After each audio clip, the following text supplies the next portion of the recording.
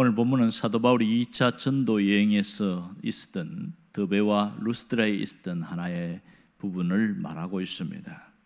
바울과 실라는 루스드라에 갔을 때에 한 사람을 만나게 됩니다.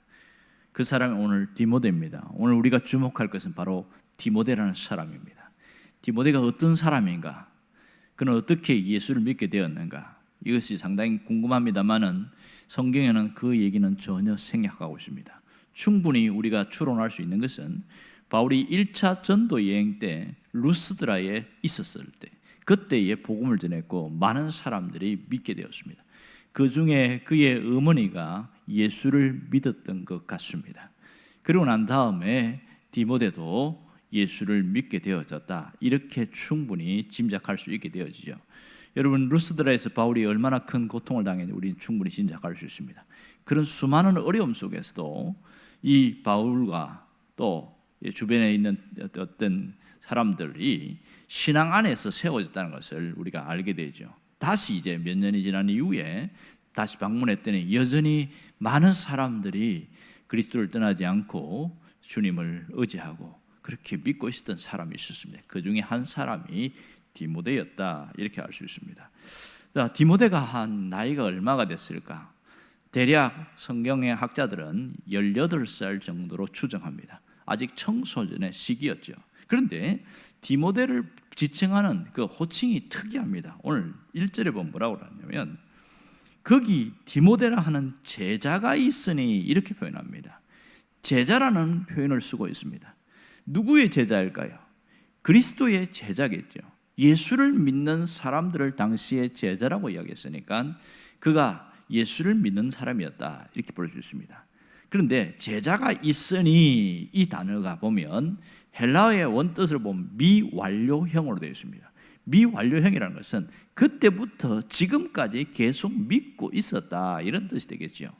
또 2절에도 보면 그가 예수를 믿는데 얼마나 사람들로부터 칭찬을 받고 있어요. 그런데 루스드라 지역뿐만 아니라 루스드라 옆에 있는 이고니온, 루스드라에서 이고니온이 한 48km 좀 되는데요, 거기에 있는 성도들, 신앙인들로부터 칭찬을 듣고 있었던 겁니다. 여기서 보면 칭찬을 받았다 하는 이 헬라어도 역시 미완료형입니다. 그 당시부터 지금까지 꾸준히 칭찬을 받고 있었다, 그런 뜻이 되겠지요. 자, 그러면 오늘 디모데를 이렇게 소개하는 것, 이것은 무엇을 말하고 있습니까? 이 디모데는 진짜 예수를 믿는 사람이었다, 이것을 말하고 있습니다. 디모데가 언제부터 예수를 믿는 사람인지 정확하게 말하고 있지 않지만 그가 어떤 자인지를 말하고 있습니다. 하나는 제자라는 표현이고 또 하나는 칭찬을 받고 있었다는, 단순히 착하고 그렇다는 뜻이 아니라 신실한 그리스도인이었다. 그는 아직 청소년 나이에 있었지만 그는 정말 하나님에 대해서 분명한 신앙 고백이 있었던 신실한 사람인 것을 우리가 깨닫게 되어지는 것이죠. 그렇다면 여기서 이런 생각을 할 수 있어요. 아니, 디모데가 그렇게 믿고 있었다는 것을 어떻게 알 수 있었을까? 바울이 방문했을 때에는 디모데의 존재도 몰랐고, 그리고 이전에는 디모데가 믿었는지 안 믿었는지 알 수가 없었고 이제 처음 만났잖아요. 그런데 성경에는 그가 제자였다, 칭찬을 받는다, 이런 얘기를 하고 있습니다. 왜 성경을 이렇게 알게 했을까요? 그것은 하나님이 이 저자인 누가를 통해서 충분히 깨닫게 했고 하나님이 알고 계셨다는 것을 가르쳐주고 있습니다.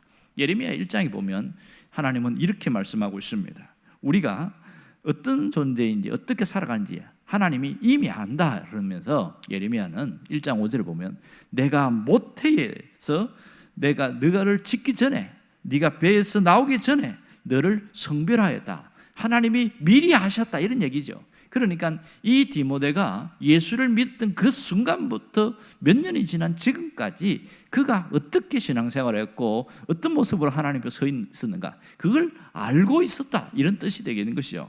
자, 그 당시에 유명한 사람이 없었겠습니까? 우리가 말하는 배우라든지 국회의원이라든지 권력을 가진 사람, 대단한 위대한 사람들이 많이 있었지만 하나님은 그들을 중요시 여기지 않았고 신실한 신앙을 가진 디모데에 관심을 갖고 있다는 사실을 알 수 있습니다. 결국 나중에 이 디모데가 바울의 제자가 되어지고 동역자가 되어지고 심지어 나중에 바울의 아들, 이렇게까지 표현되고 있습니다. 자, 이상과 같은 것에서 우리는 굉장한 힘을 얻게 되는 게 하나 있습니다. 그건 뭐냐면 세상 사람들이 나를 몰라주어도 이 세상에서는 그렇게 존귀한 자로 취급받지 못한다 할지라도, 어떤 면에서는 아주 하찮은 취급을 받는다 할지라도 주님의 부르심을 따라서 주님을 위하여 살아가는 그 사람을 주님이 보고 계신다는 겁니다. 이미 그를 알고 계시고 그에게 격려와 용기를 보내고 있습니다. 이 말씀은 바로 그러한 메시지라는 것을 알 수 있습니다. 우리는 누구나 한 평생을 살아가고 있지요. 어떤 삶을 살다가 갈 것인가, 그것은 내가 결정하는 것입니다. 나의 선택과 나의 결정이 우리의 인생의 어느 한 부분이 될 수 있다는 겁니다. 여러분, 주님의 도구로 쓰임받다가 갈 수도 있고, 아니면 세상에서 자기 자신의 즐김, 유익과 쾌락과 이런 걸 위해서 살다가 갈 수도 있습니다. 어떤 삶으로 살아갈 것이냐는 나의 선택인 것이죠. 놀라운 것은 하나님은 이 모든 것을 알고 계시고 보고 계신다는 사실입니다. 그리고 신앙적으로 살려고 몸부림치는 그 모습을 주님이 보고 있다는 것이죠. 이것을 인식하고 살아가는 것을 우리는 신전의식이다 이렇게 말합니다. 신전의식. 제가 학교 다닐 때에 큰 학교에 정문에 가면 비석이 하나 있는데 그걸 뭐라 써놨냐면 코람데오 이렇게 써놨습니다. 코람데오는 장로교의 어떤 신앙의 철학이라고 할 수 있고 핵심 가치라고 할 수 있는데요, 코람데오라는 말은 하나님 앞에서 그런 뜻입니다. 이 하나님 앞에서, 그러니까 신전의식을 말하죠. 하나님 앞에서 우리는 살아가는 존재다. 그것을 굉장히 많이 들었고 또 그렇게 살기를 얘기했습니다. 그러니까 하나님이 알고 계신다는 것은 내가 하나님 앞에서 살아가는 신앙의 몸부림이 있어야 된다, 그 얘기를 하고 있는 것이죠. 하나님은 이 바울처럼 살아가는 사람을 귀하게 여깁니다. 바울은 돌파매질을 당할 걸 알면서도 루스드라에 갔어요. 왜 그랬을까요? 하나님이 알고 계시고 하나님 보고 계시니까 하나님이 책임지실 줄도 믿었던 거죠. 이게 신전의식을 갖고 살아가는 사람의 놀라운 부분을 알 수 있습니다. 사도행전을 보면 그렇게 하나님을 위해서 살아갔던 사람들은 다 이런 신전의식, 코람데오 의식이 있었다는 것을 알 수 있습니다. 여러분, 우리가 하나님을 믿는다고 하면서도 각자 하나님이 나를 알고 계시고 나를 보고 계신다는 것을 잊어버리면 삶 자체가 흐트러지고 집중력이 떨어지고 신앙도 다운되는 경우를 알 수 있습니다. 오늘 이 루스드라의 18살쯤 되는 이 디모데는 바로 이러한 신전의식이 있었던 것이죠. 그래서 사람들로부터 칭찬을 받게 되었고, 이 디모데를 향하여 제자다 이렇게 말한 것은 그가 그런 삶을 살았기 때문입니다. 하나님이 우리를 보고 계신다는 것을 깊이 생각할 수 있기를 바랍니다. 그것은 하나님 앞에서 온전한 믿음으로 살아가는 것을 귀하게 여긴다는 것이죠. 그렇게 살아갈 때에 그런 사람들은 현재의 고난은 장차 나에게 나타날 영광과 좋게 비교할 수 없다는 그런 의식을 갖고 살기에 모든 어려움을 그걸 두려워하지 않습니다. 강한 마음으로, 그래 하나님이 역사하시고 함께 하시니까 나는 능히 이길 수 있어, 이런 자신감으로 살아가게 되어집니다. 오늘 여러분이 이 디모데와 같은 이런 평가를 주님 앞에 받기를 원합니다.